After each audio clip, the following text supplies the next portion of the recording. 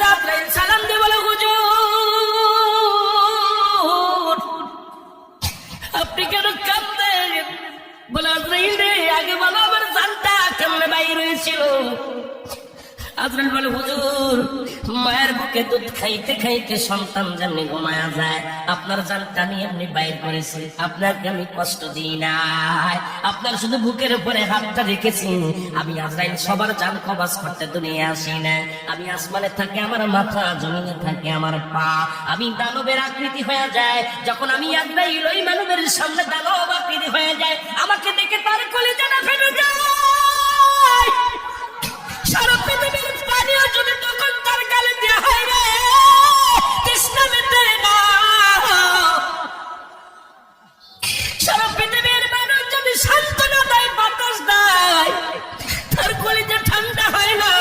নবী গো, শুধু আপনার আল্লাহর মাহবুব বান্দার জানটা বাইর করার জন্য আমি আজরাইল জমিনের মধ্যে নেমে আসি। আপনাকে আমি কোনো কষ্ট দিই নাই।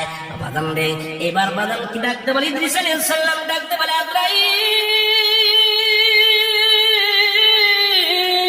এই সহজ মৃত্যু যদি এত কঠিন হয়, যাদের সঙ্গে তুমি জোরাজোরি করো, যাদেরকে তুমি কষ্ট দাও, যাদের জানটা বাইর করার সময় প্রস্রাব পায়খানা করে দেয়, অনেকের জিহ্বা বাইর হয়ে যায়। কত মানুষকে জানাজা পড়লাম, কত মানুষের গোসল করাইলাম, বাবার অনেকেই পায়খানা প্রস্রাব করে দেয় জানটা বাইরের সময়।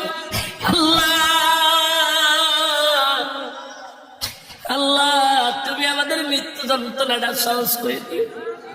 আল্লাহ যেদিন আজরাইলে পাঠাইবা, নসিবে কালেমা পড়ে দিও, সেদিন দয়াল নবীর চেহারা বড় কায়না বাড়া দিও গো।